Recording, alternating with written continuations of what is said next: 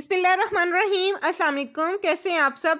मुझे उम्मीद है कि आप सब खैरियत से होंगे। मैं आपको अपने चैनल उर्दू ग्रामर विद ईमान फातिमा में खुश आमदीद कहती हूँ। आज का हमारा मौजू है कसीदा।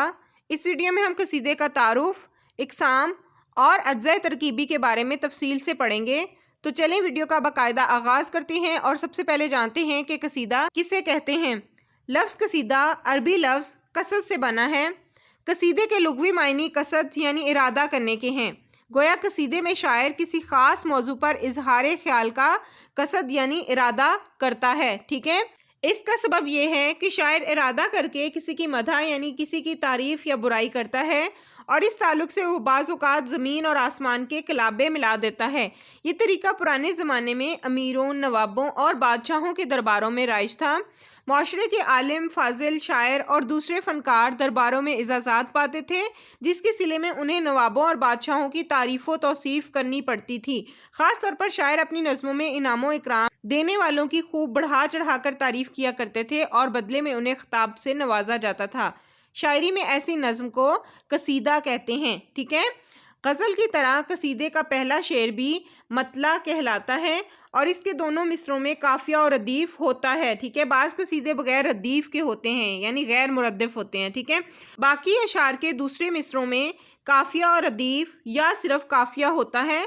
गज़ल ही की तरह कसीदे में भी मक्ता होता है। ठीक है, यानी कसीदा गज़ल की तरह ही होता है। ठीक है, उसी हैयत में होता है, लेकिन कसीदे में कुछ चीज़ें गज़ल से मुख्तलिफ होती हैं। जैसे दरमियान में कई मतले हो सकते हैं और मक्ता ज़रूरी नहीं कि कसीदे का आखिरी शेर हो। ठीक है, नेक्स्ट देखें, एक कसीदे में अशार की तादाद कम से कम 5 है और ज़्यादा से ज़्यादा की हद मुकर्रर नहीं है।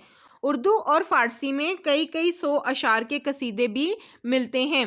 ज़ौक़ का कसीदा जो उन्होंने बहादुर शाह ज़फ़र के लिए कहा था कि जब वो बीमारी से सेहतयाब हुए थे, उसका एक बंद मुलाहिज़ा कीजिए। तू है वो हामिए दुनिया और दी ज़माने में कि तुझसे ज़ेब है दुनिया को दीन को तौकीर, जहाँ को यूँ तेरी सेहत के साथ है सेहत। ठीक है, हैयत के लिहाज से कसीदे की 2 किस्में हैं, तमहीदिया और मदिया। तमहीदिया जिसमें कसीदे के चारों अज्जा यानी तशबीब, मदह, गुरेज और दुआ मौजूद होते हैं, जबकि मदिया जो तशबीब और गुरेज के बगैर बराह रास्त मदह से शुरू होता है। ठीक है, कसीदे के अज्जा तरकीबी में सबसे पहले तशबीब।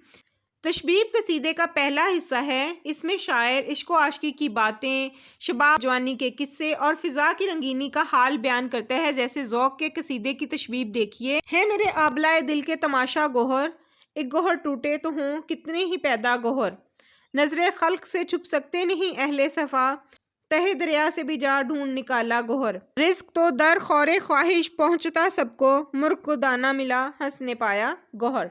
ठीक है, नेक्स्ट देखिए गुरेज। तशबीब के बाद कसीदे में गुरेज की मंजिल आती है। गुरेज की ये खूबी करार दी गई है कि तशबीब के बाद ममदू का जिक्र नहायत ही फितरी और मौजू तरीके से किया जाए। ममदू यानी जिसकी तारीफ बयान की जा रही होती है। ठीक है, यानी बयान में एक फितरी मुनासबत, तसलसल और रब्त कायम रहे।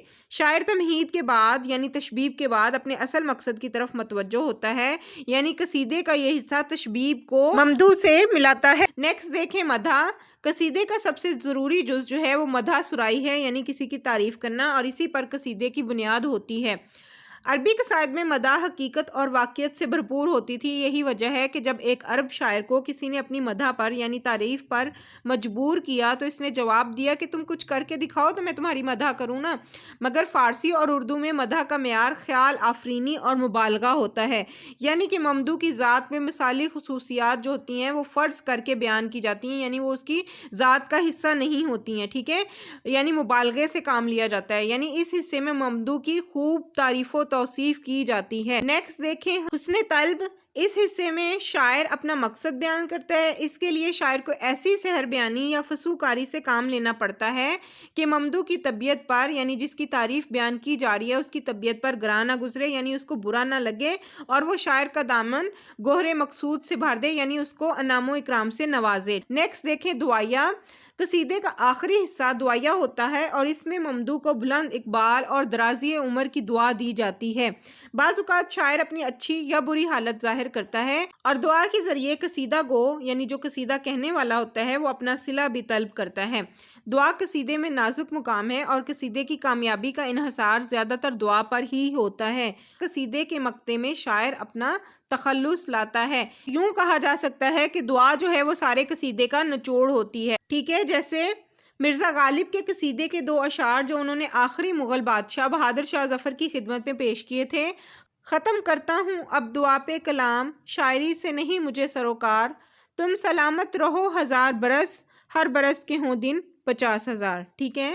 اردو قصیدہ نگاری کے حوالے سے سودا، انشا، ذوق اور مرزا غالب کے قصیدے جو ہیں وہ بہت مشہور ہیں۔ مجھے امید ہے کہ آپ کو قصیدہ، اس کی اقسام اور اجزائے ترکیبی اچھی طرح سے سمجھ میں آ گئے ہوں گے۔